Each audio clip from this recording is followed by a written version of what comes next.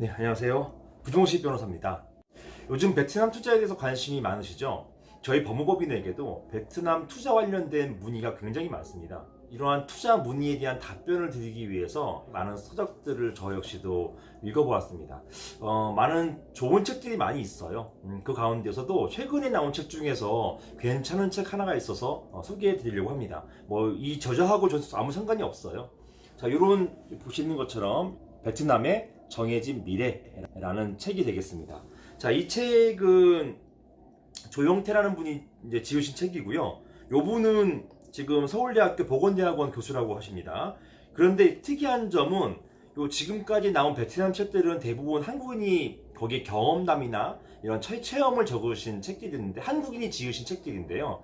요 책은 이런 조영태라는 저자뿐만 아니라 두 분의 베트남 분들이 공저자로 참여하고 있습니다. 쩐밍 뚜원이라는 분인데요. 이분은 베트남 국립사회과학원 부원장이라는 분이고요. 그 다음에 응웬 수원 중이라는 분이 계시는데요. 이분 역시 베트남 국립사회과학원 경제학연구소 교수시라고 합니다.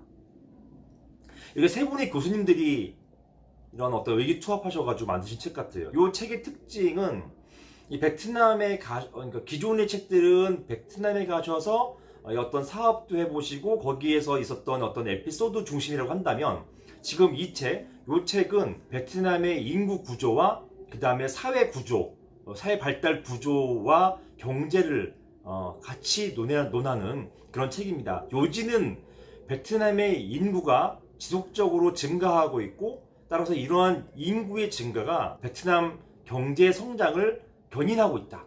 지금 베트남 성장률이 6%에서 7% 정도 되잖아요. 우리나라가 지금 1%, 2% 왔다 갔다 한다는 것에 비하면 굉장히 높은 성장률입니다. 게다가 인구도 지금 남한 인구의 한 2배가 넘습니다. 그리고 연령대 같은 경우는요, 이미 남한 연령대는 평균 연령대가 지금 45세 육박하고 있거든요. 그런데 베트남은요, 평균 연령대가 30세입니다. 굉장히 젊고 역동적인 나라가 될 수 있죠. 이런 것 때문에 과연 이런 것을 보고서 투자가 가능할지, 투자하면은 무조건 수익을 낼 것인지, 이런 부분에 대해서 인구학적 관점에서 이것을 파악하고 있습니다. 그리고 또 물론 이런 인구학만 논하시는 건 아니에요. 이 조영태라는 분이 인구학 교수님이시기 때문에 인구 구조에 따라 가지고 베트남 어떤 경제의 미래가 굉장히 밝다라는 부분이 있지만, 그렇다고 해가지고 우리나라 사람들이 이런 것만 바라보고 막연한 기대를 품고 베트남에 가서 사업을 한다는 것, 이것 또한 위험하다는 그런 어떤 청사진뿐만 아니라 여기에 대한 우려도 마찬가지로 소개하고 있는 것입니다. 이 점이 제가 볼 때는 기존 나온 책들보다 상당히 설득력이 있다고 생각이 됩니다. 특히나 지금 베트남 같은 경우는 물론 방금 말씀드린 것처럼 굉장히 역동적이고 또 젊은 나라라는 건 사실이고, 그 다음에 정부 자체가 도이모 정책으로 인해서 상당히 많은 투자를 유치하려고 하는 건 사실이에요.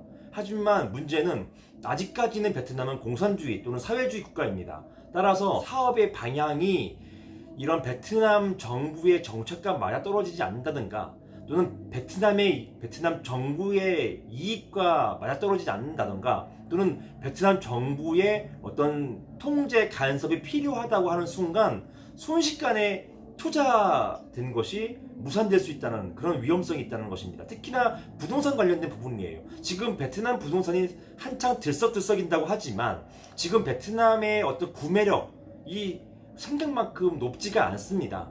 지금 베트남의 어떤 평균 임금 월 20만 원에서 한 30만 원 정도이라고 하는데요. 지금 베트남에서의 어떤 고가 아파트나 주택 같은 경우 4억, 5억까지도 얘기가 나오지 않습니까?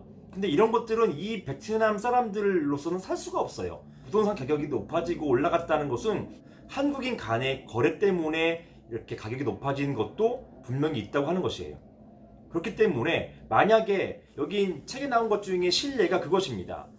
부동산이 굉장히 뛰고 있다고는 하지만 지금 그런 부동산은 한국인 간의 거래가 주된 것인데요. 만약에 베트남 사람들이 주거를 사야 될 실수요가 필요한 상황이 될 경우에는 베트남 정부에서 곧바로 부동산 시장에 개입해서 그 가격을 다운시킬 우려가 있다는 것입니다.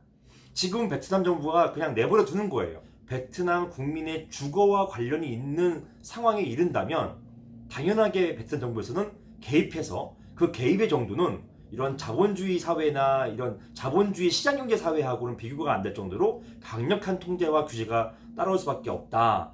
이런 경고를 해주고 있는 것입니다. 이런 부분들 한 일례가 되겠습니다. 따라서 베트남 부동산이나 투자함에 있어서 거기에 있어서의 어떤 그 밝은 부분뿐만 아니라 어두운 부분까지도 다루고 있다는 부분이 이 책의 좋은 점이라고 할 수 있겠습니다.